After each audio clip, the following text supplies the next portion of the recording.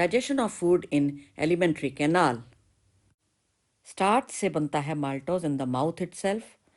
It begins, and what is the enzyme that I write here? Salivary amylase is the name. Tylen. Maltose is a disaccharide. तो जितने भी disaccharides बने हैं जैसे कि maltose या सुक्रोज या लैक्टोज, उनका आगे क्या होगा स्मॉल इंटेस्टाइन में जाके? स्टमक में ये नहीं टूटेंगे। माल्टोज का बदल जाएगा टूटने पर ग्लूकोज और एक और ग्लूकोज, 2 ग्लूकोज मॉलिक्यूल्स बन जाएंगे। कौन सा एंजाइम लिखो यहाँ पे? माल्टेज। सुक्रोज का कौन सा एंजाइम? सुक्रेज। और किस में बदल गया? ग्लूकोज और fructose. Lactose, lactase enzyme converted into glucose and galactose molecules. इस तरह से बिल्कुल छोटे यूनिट्स में स्टार्च को तोड़ दिया गया है in the small intestine. Finally proteins के साथ क्या हुआ है? प्रोटीन्स की डाइजेशन स्टमक में शुरू होती है और pepsin enzyme will be converting the proteins into smaller pieces. उसके बाद स्मॉल इंटेस्टाइन में trypsin, chymotrypsin, carboxypeptidase, all the pancreatic enzymes will be working on the proteins and breaking them further into smaller pieces, smaller units. यानी कि dipeptides बन जाएंगे, very small pieces of proteins. उनको कौन तोड़ेगा? Dipeptidases of the small intestine juice, intestinal juice. Or finally, what will be produced in the end? Amino acids. The smallest unit of protein will be formed in the small intestine again. Fats का क्या होगा? Fat will be broken down into diglycerides with the help of lipase enzyme, pancreatic lipase, intestinal lipase, or further lipase will act and convert the diglycerides into monoglycerides, still smaller particles, molecules. Monoglycerides पे further lipase act करेगा in the end, in the small intestine, intestinal juice lipase, and fatty acids and glycerol will be the end result. They will be formed, the smallest units of fat, and also monoglycerides may be formed. HCl plays a big role in all this in the stomach by providing acidic medium. Same way the bile juice, even though it is not having an enzyme, emulsifies the fat and also activates the lipase. Like that, it helps a lot. Enterokinase is found in the intestinal juice and it activates the trypsinogen into trypsin. Nucleic acids का क्या होगा? The DNA and the RNA. Nucleases enzyme उनको break down करेगा into nucleotides, यानी कि base plus sugar plus phosphate का unit. Nucleotidases enzyme, टाइडेजेस enzyme, they will convert the nucleotides into nucleosides, यानी कि base plus sugars, smaller units, smaller pieces. Nucleosides को कौन कन्वर्ट करेगा शुगर्स और बेसिस में? फाइनली न्यूक्लियोसाइडेज एंजाइम, यानी nucleosidases enzymes plural. Finally sugars and bases will be produced. यानी कि स्मॉल इंटेस्टाइन में कंप्लीट डाइजेशन ऑफ फूड हो चुकी है और बिल्कुल छोटे मॉलिक्यूल्स बन चुके हैं, यूनिट्स, जैसे कि glucose, amino acids, fatty acids, fructose, glycerol, basis etcetera. अब इनका क्या होगा? अब इनकी होगी absorption. They will be absorbed by the wall of the small intestine. ये है jejunum, second part of small intestine, ileum, last part of small intestine. यहाँ पर काफ़ी सारी एब्जॉर्प्शन होगी फूड की। Food will be absorbed and food कहाँ चला जाएगा? ये सारी चीज़ें कहाँ चली जाएंगी? दे will be absorbed by the wall. ये जो दीवारें हैं ना, ये जिसकी ये बनी हुई हैं, ये पाइपें, ये ट्यूब लाइक स्ट्रक्चर्स, जिन दीवारों की बनी हुई हैं, ये दीवारें, these walls are rich in a network of capillaries. बहुत सारी ब्लड वेसल्स, छोटी छोटी कैपिलरीज का पूरा जाल, नेटवर्क इनकी दीवारों के अंदर मिलता है। तो ये सारी चीज़ें इनके अंदर घुस जाती हैं, दीवारों में घुस जाती हैं, दीवारों द्वारा एब्जॉर्ब कर ली जाती हैं along the way in the small intestine. Glucose, amino acids or chloride ions, छोटे छोटे molecules. These are generally absorbed by simple diffusion. कौन कौन से? क्लोराइड आयंस जैसे electrolytes, amino acids, glucose etc. are taken up by simple diffusion by the walls of the small intestine. यानी कि ये depend करता है इनकी कंसंट्रेशन ग्रेडियंट पे, कितनी कंसंट्रेशन का डिफरेंस है उस पर डिपेंड करेगा इनका movement, absorption.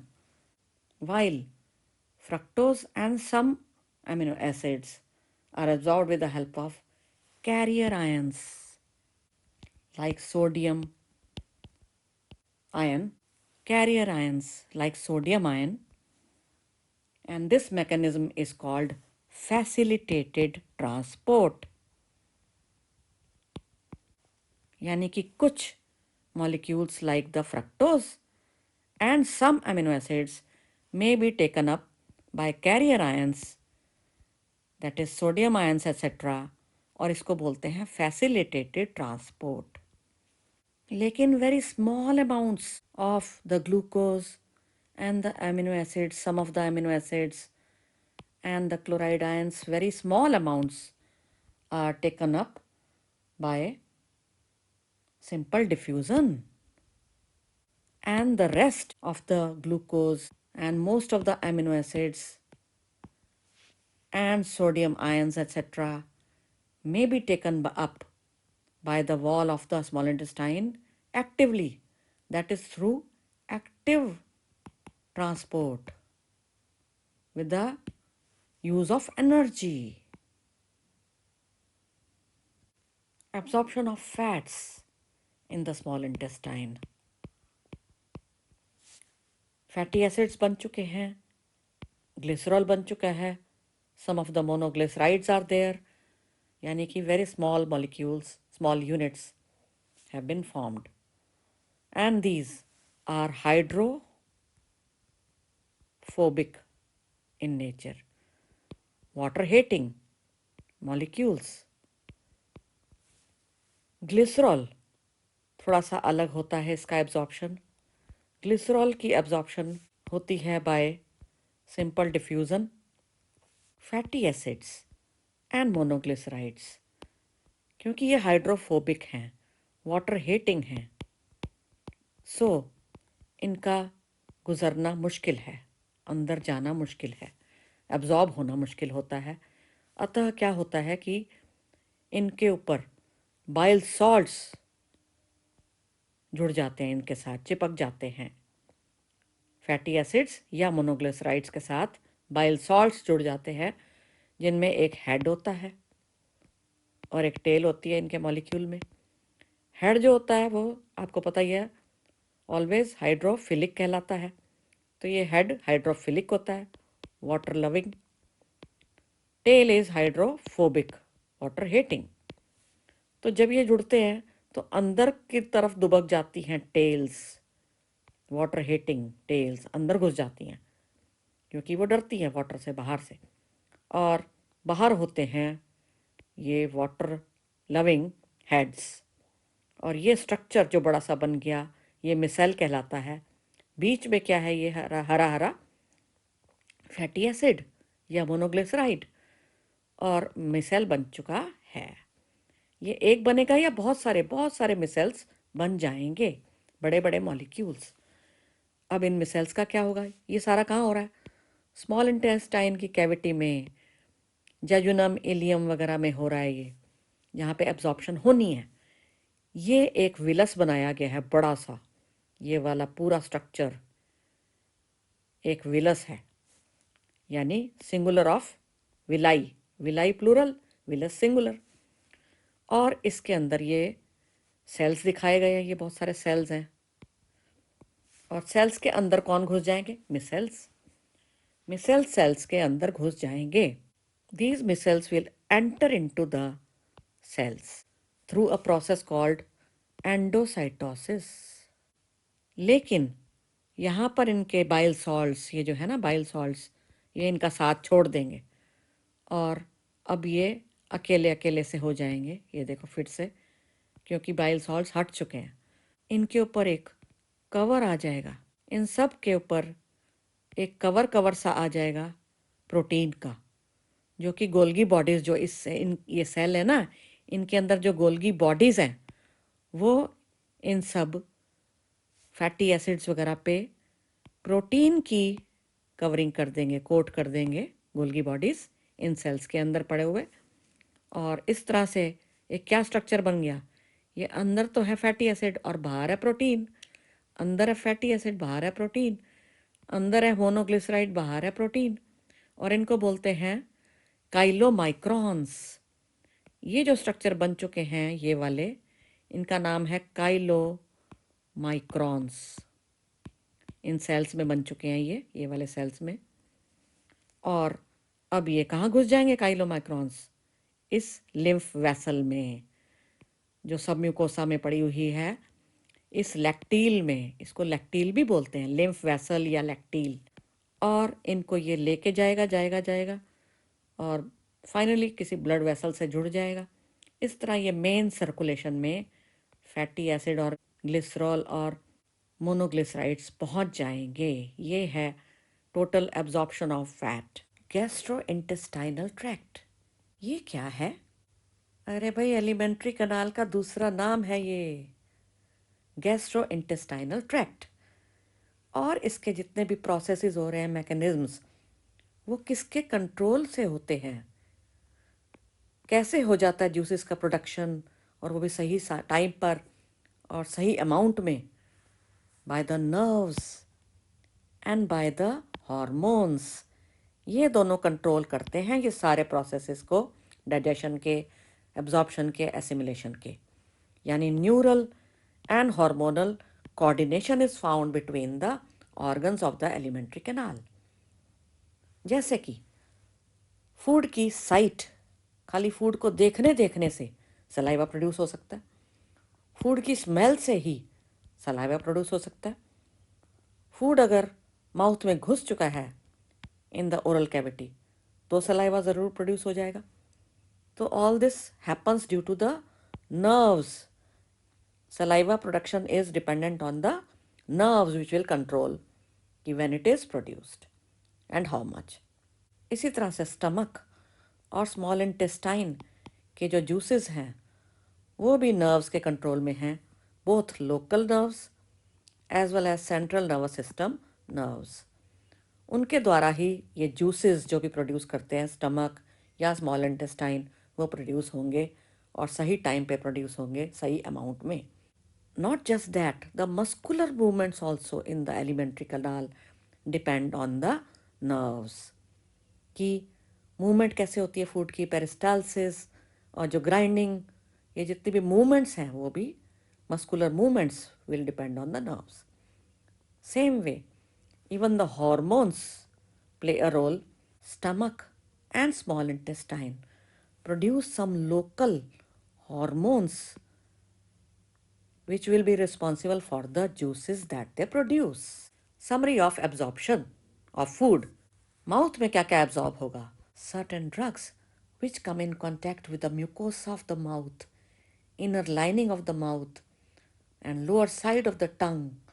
These will be absorbed into the blood capillaries lining these organs.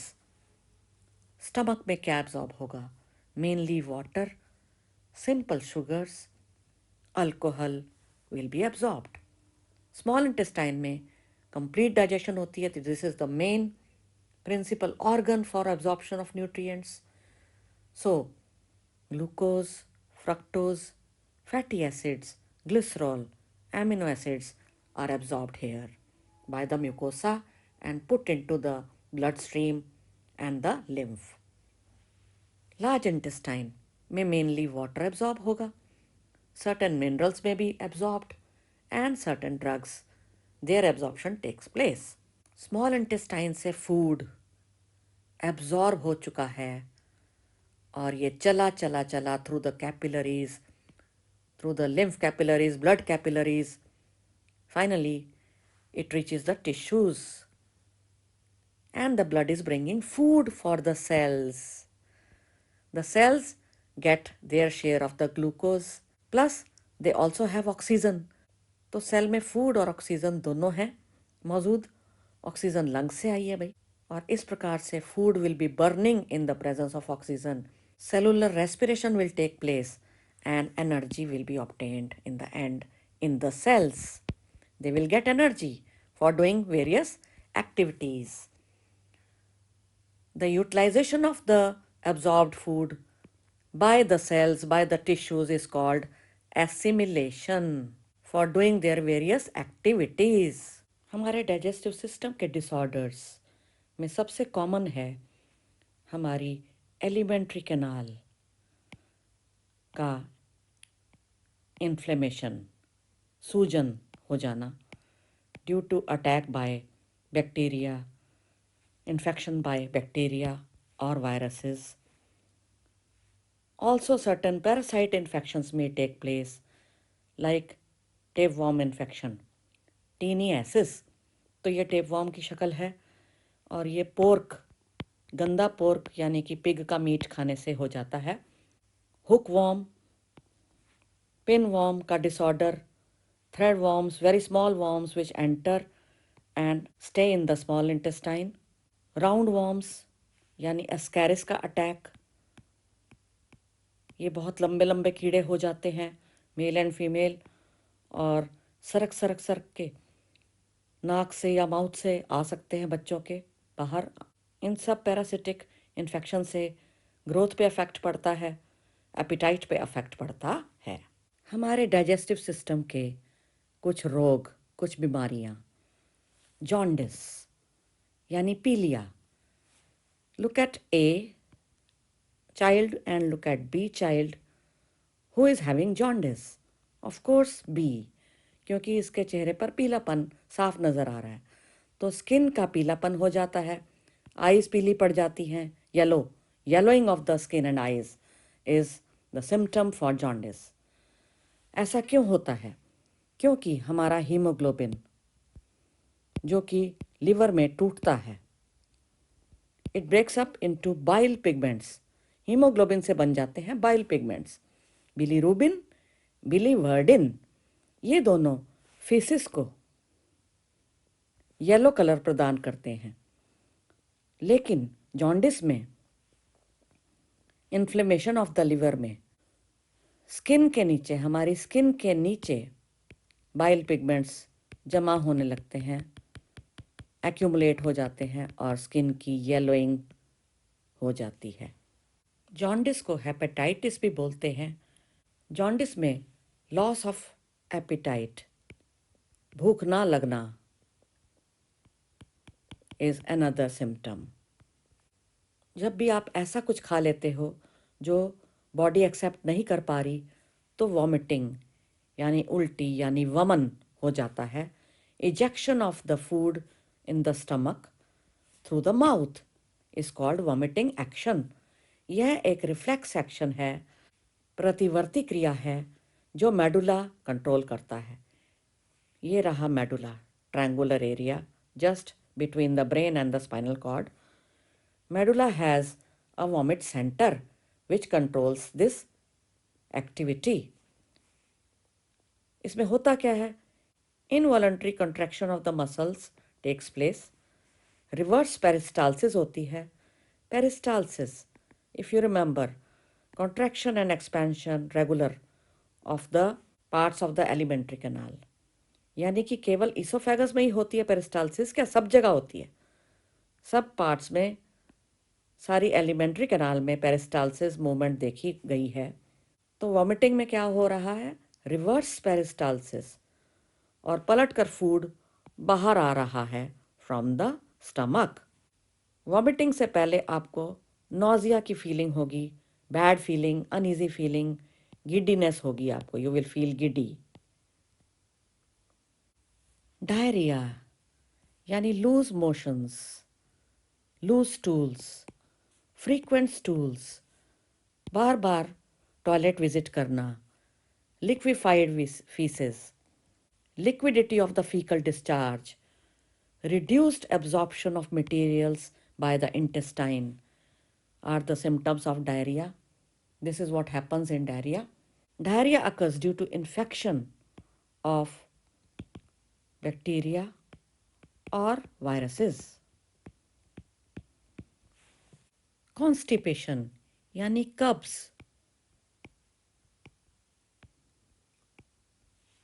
Irregular bowl movements के कारण होते हैं।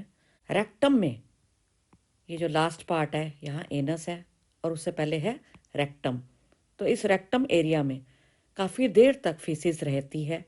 It is retained in the rectum for longer period, और उससे फीसिस हार्ड हो जाती है क्योंकि lot of water is absorbed by the walls of the large intestine from the faeces. तो फीसिस से जब बहुत सारा वाटर एब्जॉर्ब कर लिया जाएगा, ले लिया जाएगा, तो फीसिस हार्ड हो जाएगी।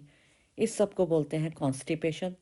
इनडाइजेशन, अपच, इम्प्रॉपर डाइजेशन होगी, प्रॉपर डाइजेशन नहीं हो पाती।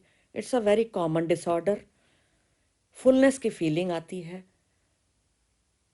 जैसे कि पेट भरा हुआ हो, फुलनेस की फीलिंग आती है।